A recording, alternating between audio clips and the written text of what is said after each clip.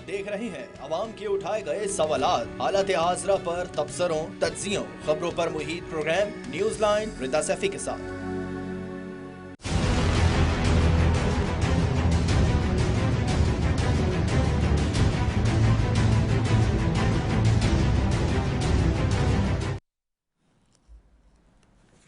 अस्सलाम वालेकुम, मैं हूं रिदा सैफी। हुकूमत मुश्किल में, इत्तेहादियों ने साथ छोड़ने पर गौर शुरू कर दिया। एमकेएम के बाद एएनपी भी मखलूद हुकूमत से खफा नजर आती है। एएनपी ने वफाकी हुकूमत के इत्तेहाद से अलहदगी पर गौर शुरू कर दिया। इमरान खान की हुकूमत को गिराकर इख्तिदार की सीढ़ी चढ़ने वाले तजुर्बेकार सियासतदान 2 माह में ही एक दूसरे से उलझ पड़े और आमने सामने आ गए।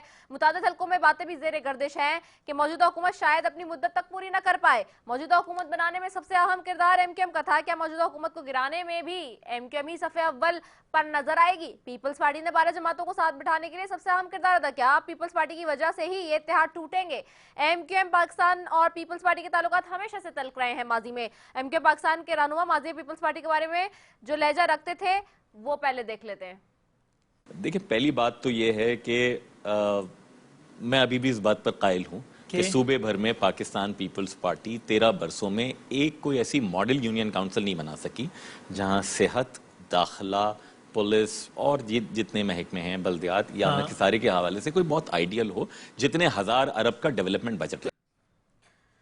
इस बात का तो सबको अंदाजा था कि एमकेएम पाकिस्तान और पाकिस्तान पीपल्स पार्टी का ऐसा इत्तेहाद जो अगर साथ चलते हैं तो उनके सियासी नजरिए तक को नुकसान पहुंचाता है।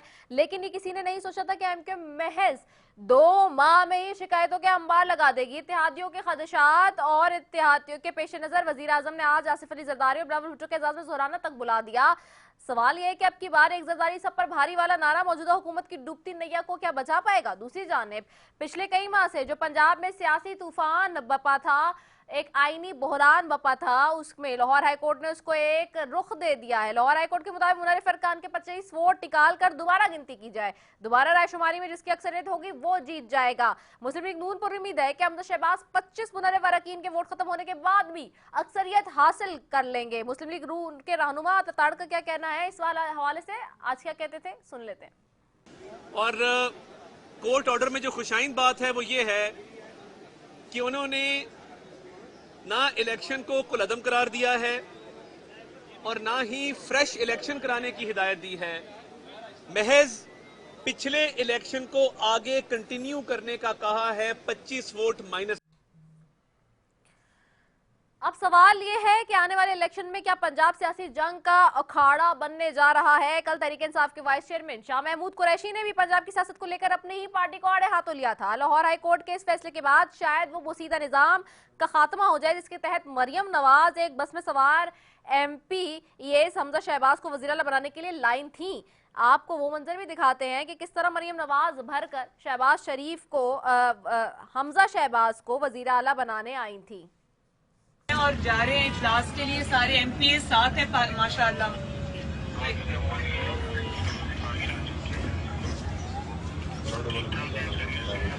अल्लाह का शुक्र है जी। आपकी सेहत ठीक है? सवाल ये भी कि अगर पंजाब में नून लीग को डेंट पड़ता है तो उसका असर नून लीग की वफाकी हुकूमत तक कितनी शिद्दत से पहुंचेगा, या फिर जो वफाकी हुकूमत है वो इंटैक्ट रहेगी और सिर्फ पंजाब में ही इस डूबती नैया को डेंट लगेगा? ये सारे सवाल हैं जिसके ऊपर जी आज बात करेंगे। इस पैनल में डिबेट के लिए मौजूद होंगे जी पाकिस्तान तहरीक इंसाफ से नुसरत वाहिद साहिबा, पाकिस्तान पीपल्स पार्टी से अख्वानजादा चटान साहब और मुस्लिम लीग नून से अली गौहर बलोच साहब। आप तीनों मौजूद मेहमानों को खुशामदीद कहती हूँ। डिबेट का फोरम ऑन करेंगे जी। और सबसे पहले आज की सबसे इम्पोर्टेंट चीज़ ये कि जो हम ने आज फैसला देखा है लाहौर हाई कोर्ट का, सबसे पहले वहाँ से शुरुआत कर लेते हैं। PTI और काफ लीग ने लाहौर हाई कोर्ट का फैसला सुप्रीम कोर्ट में चैलेंज करने का ऐलान किया है। दोनों तरफ से जब ये फैसला आया तो जो है वो शादियाने बज रहे थे। कोई कह रहा था फैसला हमारे हक में, जो अनदर पार्टी थी वो कही थी हमारे हक में है। इसमें इख्तिलाफी नोट भी हमजा शहबाज की कामयाबी को कलअदम करार देने के हवाले से सामने आया है, जिसमें जस्टिस साजिद महमूद ने इख्तिलाफी नोट लिखा है इस हवाले से। तो ये जो सारे इस वक्त सिनेरियो है और जो इस वक्त सिचुएशन इमर्ज हुई है पंजाब में, एक मरतबा फिर सबसे बड़ा सूबा है पंजाब, आईनी और सियासी बहरान हम देख रहे थे, पहले ही ऑलरेडी वहां पर था, लेकिन अब जो है इस सारी सिचुएशन के बाद और मजीद सिचुएशन खराब हो गई है। तो नुसरत भाई साहब, सबसे पहले आपकी तरफ आऊंगी, ये जो सारी सिनारियो है इसमें आप इसको कैसे देखती हैं? क्योंकि आप लोग जा रहे हैं जी और काफी लीग भी जा रही है कि एक दफा फिर सुप्रीम कोर्ट में चैलेंज करेंगे इस फैसले को। बिस्मिल्लाहिर्रहमानिर्रहीम, बहुत शुक्रिया निदा अपने प्रोग्राम में इनवाइट करने का। देखें, जो इस वक्त इम्पॉर्टेंट चीज़ है वो ये है कि क्या इस फैसले को लोग समझ रहे हैं कि क्या ये फैसला है। जो 25 हमारे मुनहरिफ अरकान हैं, क्या उनमें से कुछ लोग इस वक्त वाकई पाकिस्तान में पाए जाते हैं या वो पाकिस्तान में नहीं है। तो ये एक बहुत ज़्यादा इस किस्म की चीज़ और फैसला है जो कि एक्चुअली PTI के लिए बहुत ज़्यादा नुकसानदेह होगा। नंबर एक तो ये कि हम लोग सबसे पहले ये समझते हैं कि जो हमजा शहबाज शरीफ हैं वो चीफ मिनिस्टर नहीं हैं। अभी तक उस्मान बुज़दार साहब चीफ मिनिस्टर हैं, क्योंकि उन्होंने इस्तीफ़ा नहीं दिया। इनसे गलत तरीके से गलत आदमी के थ्रू हल्फ लेके और इनको वज़ीर आलम बना दिया गया, और जो मुनहरिफ अरकान थे उन समेत उनके वोट काउंट करके, जब 25 अरकान के वोट काउंट नहीं होंगे तो उसके बाद फिर देखेंगे कि ये क्या इस काबिल होंगे कि ये जीत सकें। लेकिन अभी तो उसमें से बहुत सारे हमारे अरकान ऐसे हैं जो हज पे गए हुए हैं या कहीं और एब्सेंट हैं। वो तो इस मौके पे तो वो नहीं हो सकता इलेक्शन। जब तक तमाम लोग हाजिर ना हो तब तक इलेक्शन नहीं हो सकता। और ये जो एक और बहुत अजीबोगरीब चीज़ है, हमारे जो लोग हज पे गए हैं वो तो गए हैं, लेकिन 5 अरकान का इलेक्शन नोटिफिकेशन जारी नहीं किया गया। 9 सीटों का फर्क देख के लाहौर हाई कोर्ट ने एक जो फैसला दिया है वो किसी सूरत एक्सेप्ट नहीं होगा। और अभी मैं सुन रही थी इत्तेजाज एहसन साहब कह रहे थे कि ये है ही नहीं किसी तरह के उनको हटा दिया जाए और उनको बना दिया जाए, क्योंकि बुज़दार साहब अभी भी वज़ीर आला हैं। तो मैं नहीं समझती कि कोई इस तरह की चीज़ होने वाली है। इलेक्शन अगर दोबारा से इनका इलेक्शन होगा या दोबारा से कोई इस तरह की चीज़ होगी तो भी जो मसला है वो हल नहीं होगा, क्योंकि हम लोग उस चीज़ को नहीं मान रहे होंगे और ये लोग जाहिर है उसको ज़बरदस्ती कर रहे होंगे, क्योंकि हम समझते हैं कि शहबाज शरीफ का हमजा शहबाज का जो इंतखाब है वो गैर कानूनी है और किसी कानून के तहत वज़ीर आला नहीं रह सकते वो। सही। अली गौहर बलोच साहब, आपकी तरफ आऊंगी। अली को आवाज आ रही है? सही जी जी आ रही है। अच्छा ठीक है। ऐसा ये जो इस तक आज जो सिचुएशन हुआ है उसमें अब जैसे कि नुसरत भाई साहब अभी कह रही है और PTI के तमाम लोगों का एक ही मानना है, फवाद चौधरी साहब ने फौरन ही फैसले के आते ही कह दिया था कि जी इस फैसले ने मजीद बहरान में इजाफा कर देना है, इंतखाबात ही रास्ता है।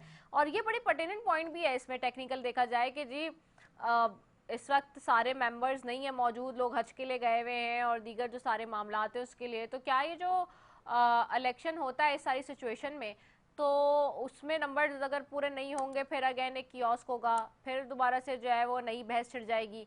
अच्छा, प्लस जो जब हमजा शहबाज साहब नहीं रहे CM जिस तरह से आज लाहौर हाई कोर्ट के फैसले के बाद, तो जो इंतखाब कलअदम की बात सामने आ रही है, तो अब इसके बाद जो है वो क्या वाकई उस्मान बुज़दार साहब फॉर द टाइम बीइंग जो है वो चार्ज को कंटिन्यू करेंगे या किस तरह से, और फ़ौरन ही आप लोग वरना इसको पोल करा देंगे? तो कैसे फिर अगर मेंबर्स पूरे नहीं होंगे तो ये इलेक्शन जो है वो रीपोल की तरफ जाएगा? बिस्मिल्लाहिर्रहमानिर्रहीम।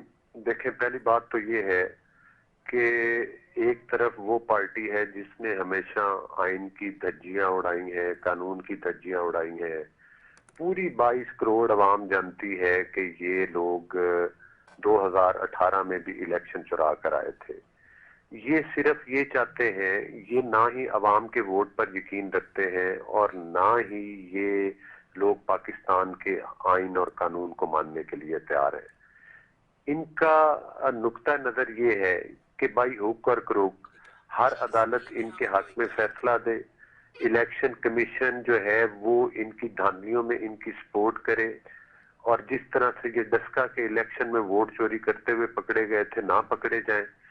मकसद ये है कि एक दफा जब हमजा, आपने देखा कि जब डिप्टी स्पीकर ने कानून की धज्जियां उड़ाई, आइन की धज्जियां उड़ाई और 5-0 के साथ इन लोगों के खिलाफ फैसला आया, और ये साबित हुआ कि ये लोग जो है किसी भी कानूनी जो मतलब और आईनी तरीका उस पर यकीन नहीं रखते। साथ ही साथ आपने देखा कि इमरान खान साहब उससे पहले ये भी, जब इनको पहले एक दफा इन्होंने एतमाद का वोट लिया था, आपको याद होगा, जी, तो उस वक्त इमरान खान साहब ने कहा था कि मेरे लिए कोई मुश्किल बात नहीं, अगर लोग पार्लियामेंट के अरकान मुझ पर एतमाद नहीं करेंगे तो मैं दूसरी तरफ जाकर बैठ जाऊंगा। लेकिन जब अदम एतमाद आया तो फिर असेंबली के अंदर से भी भाग गए, दूसरी तरफ बैठना तो दूर की बात है। इसी तरह से इन्होंने परवेज इलाही साहब के साथ मिलकर जो है पंजाब में जिस तरह से कानून और आइन की धज्जियां उड़ाई हैं, जिस तरह से कि गुंडों को, साफ वीडियोज हैं कि किस तरह से परवेज इलाही साहब ने गुंडों को असेंबली के अंदर दाखिल किया और डिप्टी स्पीकर साहब के ऊपर हमला करवाया वहां के पंजाब असेंबली के। और फिर उसके बाद आपने देखा कि वो ना कोई बजट इजलास होने दे रहे हैं, ना वो असेंबली की कोई कार्रवाई चलने देते हैं, और मतलब है कि वो चाहते हैं कि अगर वो वजीर आला 5-7 वोटों, वो टोटल वो मालिक पार्टी के इतने ही वोट है ना, तो 5-7 वोट है उनके, तो उसके साथ उनको पंजाब का वजीर आला बना दिया जाए।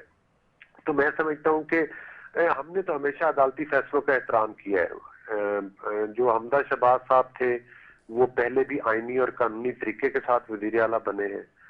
और दूसरी बात यह है कि जो आज का फैसला आया है, सबसे पहले तो इनसे ये पूछने की बात है कि इन्होंने पहले तो धमाले डाली हैं फैसला आते साथ ही, और मतलब है कि मिठाइयां तकसीम की हैं, और 5-10 मिनट के बाद ही इनके चेहरे उतर गए जब इन्होंने फैसला पढ़ा। अभी पहले फैसला तो पढ़ो, फैसले में लिखा गया हुआ है।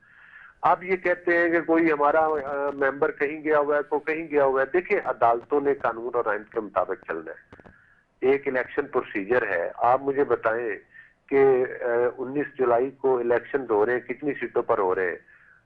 मतलब है हज और उम्रा तो जाहिर है एक मजहबी है, वो मतलब है उसमें तो कोई दूसरी राय नहीं है, वो तो मतलब है जारी रहेगा काम, और होना भी चाहिए। जिन लोगों ने उन मुकद्दस मकामात पर जाना है वो जाएंगे इंशाअल्लाह किस्मत वाले। तो लेकिन उसके साथ साथ ये प्रोसीजर भी नहीं रुकता। हाँ, जिन लोगों ने इसमें हिस्सा लेना है, लोग इलेक्शन में वो हिस्सा भी ले रहे हैं, और आपके सामने है सारे मामलात, और मतलब है कि वो प्रोसीजर चल रहा है। अब ये बहाने ढूंढ रहे हैं भागने के, क्योंकि फैसले में ये आ गया लिखा हुआ कि ये सिर्फ उसी इलेक्शन का तसलसल है जो 22 अरकान जिनको के डी सीट, उनको सिर्फ माइनस करके दोबारा इलेक्शन करवा दे, कि मतलब है कि वो जिसकी अक्सरियत है अगर रन ऑफ इलेक्शन में चला जाता है तो उसी वक्त और दोबारा ओथ भी होगा। हम अगरचे हमारे इस फैसले पर हमारे भी तफादात है, लेकिन फिर भी हम इसको तस्लीम करने के लिए तैयार हैं कि चूंकि अदलिया का फैसला है तो लिहाजा हम उसको फेस करने के लिए तैयार है। अब ये मैदान छोड़कर भाग क्यों गए? पहले तो कहते थे कि वो जनाब बड़ा फैसला है, और आधे घंटे में 20 मिनट में जब इन्होंने फैसला पढ़ा है तो फिर इनको समझ में आया है कि वो जो शामियाने वो बजा रहे थे और ढोल बजा रहे थे, तो वो मतलब इनके जाया गए। बहरहाल हम अदालती फैसलों का एहतराम करते हैं। हम वोट के ऊपर यकीन रखते हैं, हम अवाम के वोट के ऊपर यकीन रखते हैं, हम पार्लिमानी निजाम के ऊपर यकीन रखते हैं, हम आइन और कानून पर यकीन रखते हैं। जो भी रिदा साहिबा आइन और कानून कहेगा हम उसको तस्लीम करने के लिए तैयार हैं, और हम इस प्रोसेस को बिल्कुल, अगर अदालत का हुक्म है तो हम इसको फेस करने के लिए तैयार हैं, और हाउस में साबित हो जाएगा कि अक्सरियत किसके पास है। लेकिन इनके भागने से तो साफ जाहिर होता है कि इनके पास लोग नहीं है। ऑलराइट, सही। अख्वाज़ादा चट्टान साहब आपकी तरफ आऊंगे। अख्वाज़ादा चट्टान साहब, आपको आवाज सही आ रही है? जी बिल्कुल, आवाज आ रही है। ठीक है। अख्वाज़ादा चट्टान साहब, अच्छा, ये जो सारी सिचुएशन इस वक्त इमर्ज हो गई है पंजाब में, and how do you see कि नंबर गेम्स किसके पास पूरे हैं? एक तरफ जी देख रहे हैं हम कि फैसला आ गया है, तो अब पीटीआई काफली कह रही है कि जी हम लाहौर हाई कोर्ट के फैसले को सुप्रीम कोर्ट में भी चैलेंज करेंगे, they not agree to accept it. लेकिन अगर ये 22 लोग, ये 25 लोग जो बात हो रही है, इनको निकाल के रीपोल किया जाएगा, तो are you people sure enough, क्योंकि आपके ज्वाइंट हैंड्स हैं नून लीग के साथ, फेडरल में भी और पंजाब में भी, तो आपको ये लगता है कि नंबर गेम्स पूरे होंगे इन लोगों को हटा के जिन्होंने जिन मुनर्रिफ अरकान ने वोट दिया था? बिस्मिल्लाहिर्रहमानिर्रहीम। देखिए जी, इमरान खान साहब का मसला और है, हम बार बार कहते हुए थक गए, और इमरान खान भी बार बार कहते हुए थक गया कि इसका मसला क्या है।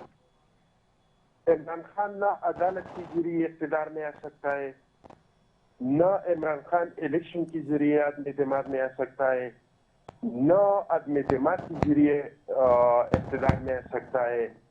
ये पाकिस्तान के तमाम आवाम को पता है, बच्चे बच्चों को पता है, और ये इमरान खान को भी पता है, ये PTI का हर मेंबर को पता है। इमरान खान जिस जरिए से इक़्तिदार में आ सकता है, इमरान खान का मुतालबा सिर्फ वही है। इसके अलावा न उसको इलेक्शन कमीशन का फैसला काबिल कबूल है, न अदालत का फैसला काबिल कबूल है। उसको फैसला काबिल कबूल है सिर्फ अंपायर का। वो एक तरीके में इक़्तिदार में आ सकता है कि एस्टेब्लिशमेंट दोबारा उसको इस तरह गोद में ले ले जिस तरह के पहले उसको गोद में लिया था, और एस्टेब्लिशमेंट मुल्क के तमाम इदारे इसके पीछे खड़े कर दे। मीडिया से भी कहे कि इस पर तनकीद नहीं होगा, अदालतों से भी कहे कि उसको अमीन सादिक साबित करे, इसकी जो जराइम है, इसकी जो करप्शन है, इसके केसों को दबाए। तो फिर ये वाहिद तरीका है। इमरान खान समझते हैं कि अगर मैं इक़्तिदार में आ सकता हूँ तो इसी तरीके से आ सकता हूँ। बाकी चाहिए नेरेटिव अमेरिका के बनाए, चाहिए दोबारा रियासत पाकिस्तान मदीना का कहे जो अब रियासत मदीना को भूल चुका है, चाहे तब्दीली का कहे। आप क्या समझते हैं कि लोग पिछली बार ये जो इक़्तिदार में आ गया था तो इसके नेरेटिव से लोग मुतासर हो गए थे?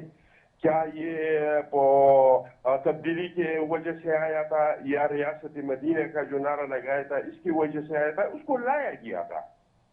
और इसके बावजूद भी जिस तरीके से इलेक्शन ये हार गया, पंजाब से हारा, ये पूरी मुल्क से हारा, मरकज में हुकूमत बना सकता था और ना पंजाब में बना सकता था। फिर जिस तरीके से उसको इक़्तिदार में लाया, और मुझे हंसी आ जाती है कि कोई कहता है कि गुलजार साहब को वज़ीर आला बनाए। भाई गुलजार साहब, आप पहले तो ये तो पूछे कि जिन दिनों में गुलजार साहब वज़ीर आला था तो क्या वो पंजाब का वज़ीर आला था? वो बेचारे को तो इससे टाइम भी किसी ने वज़ीर आला नहीं माना था। पंजाब सूबा तो गोदी चला रही थी, पंजाब सूबा तो बनिगाना से चल रहा था। पंजाब सूबे के करप्शन तो इमरान खान की दलील शेख दुनिया अव्वल से शुरू हो जाता था। वो 5-5 खरीद के जो है अंगूठियां ले रही थी। ये गुजार बेचारे को तो ऐसी कुर्सी पे बैठाया हुआ था, इसकी जिंदगी को आजाब कर दिया था, उसको तो आजाब से जान छूट दिया। वो तो जिन दिनों में पंजाब का वज़ीर आला था, तो क्या आपसे ये समझती हैं कि गुजार साहब पंजाब का वज़ीर आला था? वो बेचारा तो एक साइड पे बैठाया गया था और एक बंदा था बस के बैठा हुआ था। बाकी तो जो काम थे, जो ट्रांसफर था, जो पोस्टिंग थी, जो कुछ भी थी, किसी को फंड देना है, किसी को नहीं देना है, ये सारा गेम जो तो फरागूगे और बनिगाना से ये सारा सब कुछ हो रहा था। तो हम समझते हैं कि ना तो दोबारा इमरान खान को वो चीज मिलना चाहिए, क्योंकि वो तजर्बा हमने कर दिया। अब खुदारा इस मुल्क से तजर्बागार नहीं बनाना चाहिए। हमने डिक्टेटरों को आजमाया, हमने टेक्नोक्रेट्स को आजमाया, हमने ये सेलेक्टर को आजमा दिया। क्या हशर हुआ मुल्क का? खुदा न ख्वास्ता हमारी इतनी असासी तारीख में पहली बार जो है हमारे इतनी असासों को खतरा हुआ था, क्योंकि आपने IMF के साथ मुआहिदा किया। फिर अगर आप एक बैनुल-अक़वामी मुआहिदा तोड़ देते हैं, आप बाहर से चीज मंगवाते हैं 1000 पे, आप उसको पाकिस्तान में बेचते हैं 200 पे, और जिन पैसों से मंगवाते वो खर्च का पैसा है, वो सूद का पैसा है, तो पाकिस्तान के खुदा न ख्वास्ता क्या होने वाला था? बैंक करप्ट होने वाला था। और जब बैंक करप्ट हो जाता तो फिर इसके बाद क्या होता? अक़वाम मुत्तहिदा सालिश की बुनियाद पे आके बैठ जाते वो लोग, यहाँ पे अपनी मर्जी की हुकूमत बनाते। फिर इन हुकूमत से ये मुतालबा करता कि चूंकि आप एक नाकाम स्टेट है, आप नाकाम हो चुके हैं, तो आप लोगों को एटमी हथियार रखना ये फिलहाल आप लोगों के लिए मुनासिब नहीं है, तो एटमी हथियार हमारे हवाले कर दे, आप लोगों के कर्जे भी माफ हो जाएंगे, कुछ और रिलीफ दिया जाएगा और आप लोगों का काम चल जाएगा। ये तजर्बे ने तो मुल्क को इस हद तक पहुंचा दिया। वो किस तरह का पाकिस्तानी होगा, वो किस तरह का बंदा होगा कि वो दोबारा इस अमल में शामिल हो जाए कि इमरान खान को गोद में उठाए और मीडिया के ऊपर भी बंदूक रखे, जजों के ऊपर भी बंदूक रखे। जजों के वो बयानात क्या हम भूल गए कि सुप्रीम कोर्ट के जज ने क्या, चीफ जस्टिस ने क्या कहा था, दूसरे जजों ने क्या कहा था कि किस तरीके से हमसे पैसे ले ली गई। तो वो दोबारा न होना चाहिए। न दोबारा इस तरह का होगा। और जब ये इस सही है। तरह नहीं होगा तो मैं आपको लिख के देता हूँ कि इमरान खान जिंदगी में कभी भी इख्तिदार में नहीं आ सकते, चाहे ये उल्टी कलाबाजी करे, चाहे उल्टा अपने आप को लटकाए। चले, लेट द ये पीपल इख्तिदार डिसाइड में दिस। नहीं अखबार आ ज़्यादा सकता चट्टान है। साहब, let the nation decide this. मैं एक ब्रेक पे, क्योंकि मुझे जाना है, एक ब्रेक पे जा रही हूँ, उसके बाद वापस आऊंगी, नुसरत वाहिद साहिबा की तरफ वापस जाऊंगी। दोनों पार्टिसिपेंट्स ने जो बात की उस हवाले से जी मजीद भी आगे बात करेंगे, और जो इत्तेहाद है वो कितनी देर तक इंटैक्ट रहना है हुकूमत का, आज इस पर बड़ी उठक पटक हुई है, इस पर भी बात करेंगे। Going for a short commercial break, will be right back after it, stay tuned.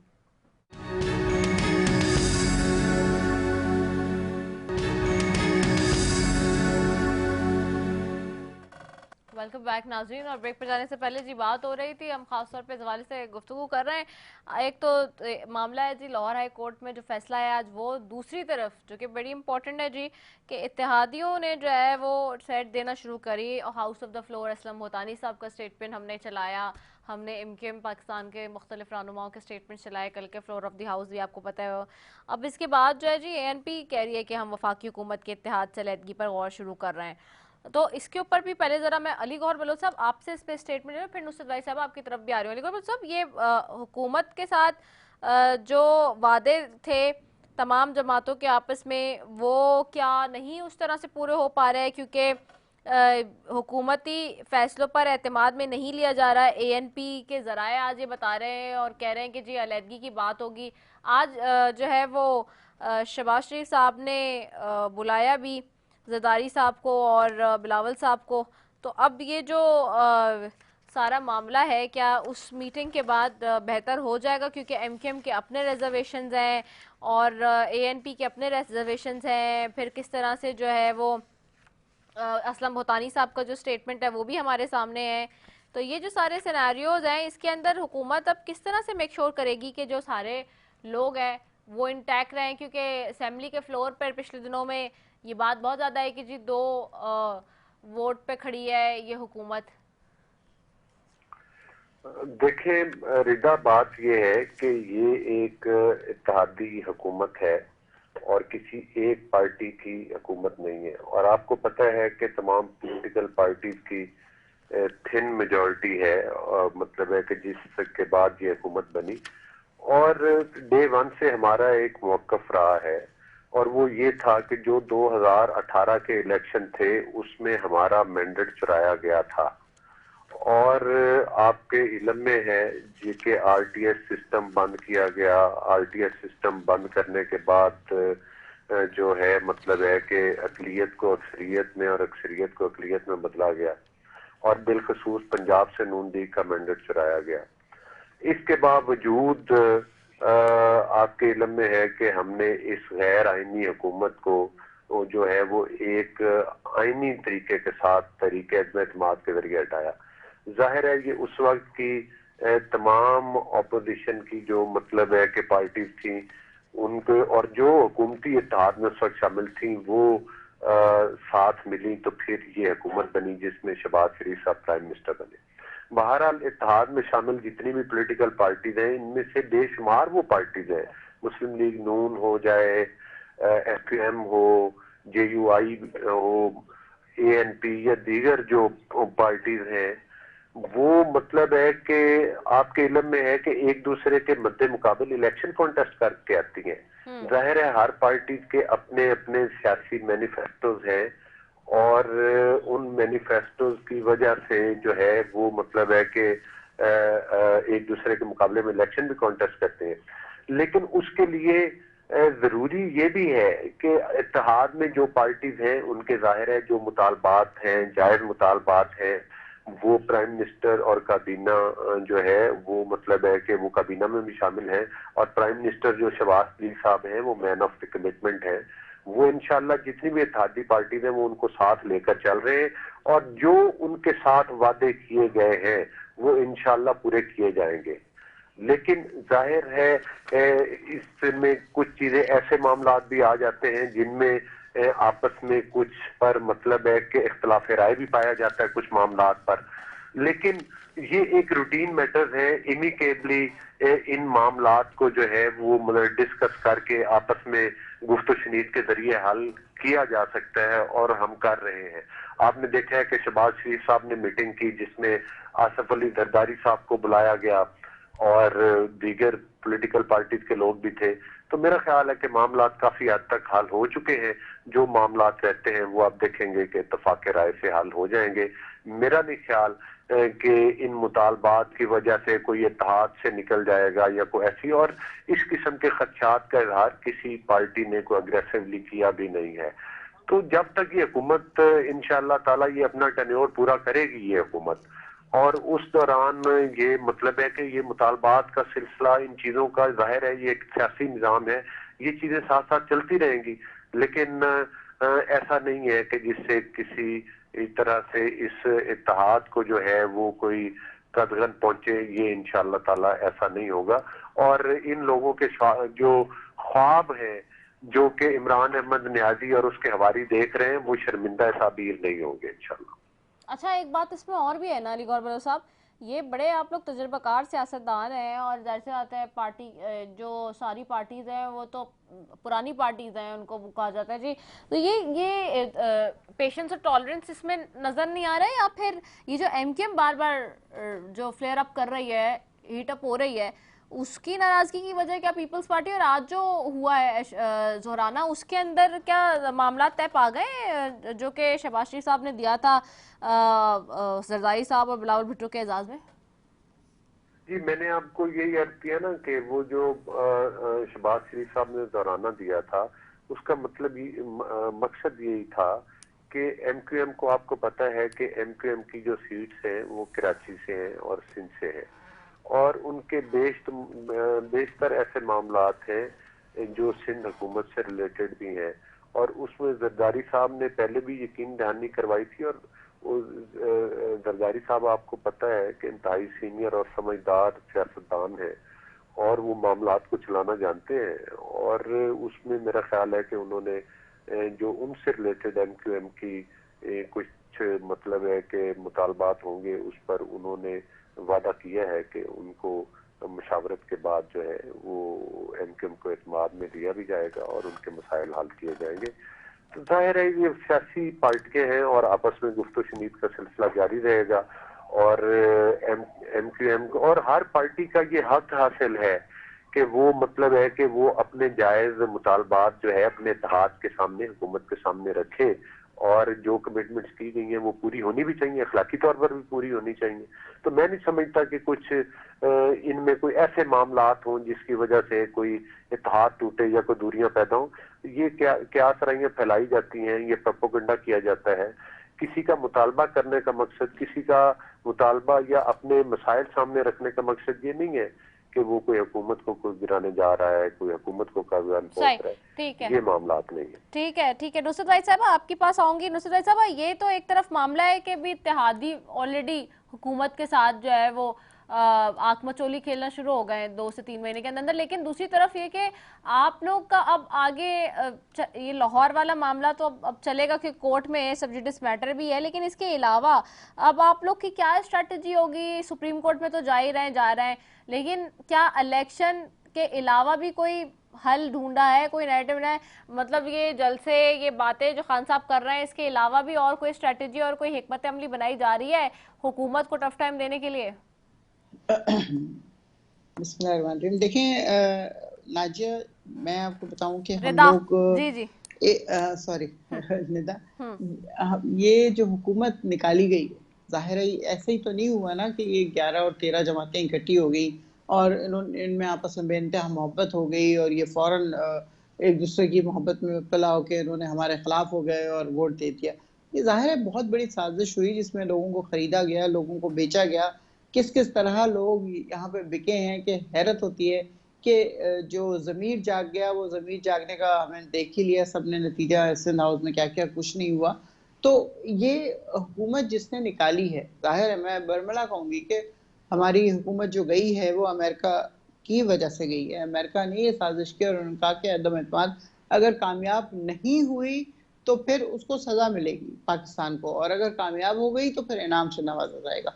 तो इनाम से क्या नवाजा जा रहा है? अभी तक तो IMF से भी हम क्लियर नहीं हुए, हमें वो वहाँ से पैसे तक नहीं मिले। तो ये मतलब इन लोगों की ज़बान के ऊपर एक्चुअली किसी ने कभी भी बिलीव नहीं करना। ये जिस मुल्क में जा रहे हैं वहां से नाकाम वापस आ रहे हैं, और वो तमाम लोग, वो तमाम दोस्त जिन्होंने सारी उम्र हम लोगों का साथ दिया और जिन लोगों ने हमेशा पाकिस्तान को प्रायोरिटी पे रखा, वो सब के सब हमसे दूर जा चुके हैं, क्योंकि उनको अब पता है कि इस मुल्क में किस तरह की हुकूमत है।